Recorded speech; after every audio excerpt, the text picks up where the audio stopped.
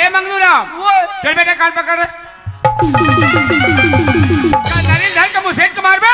अपने धरल का थे। अपने धैर्य का थे। मंगलूराम तो कान पकड़ो 5 बार उठ बैठ कर। ए मम्मी का होगा बेटा? ए आंटी काहे रे? पीछू डक्का टूटी। माफ का देश है। अभी प्रश्न पूछा बेटा, उत्तर बताना है।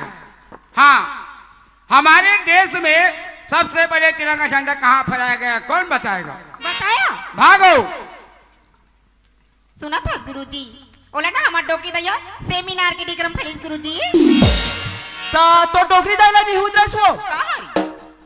अरे बदमाश, तो दो की दाई नहा कैसी बिचारी हा लुगरा ढेखरम सुखोदी से फहरा गए कहाँ से? बता जी परमिला।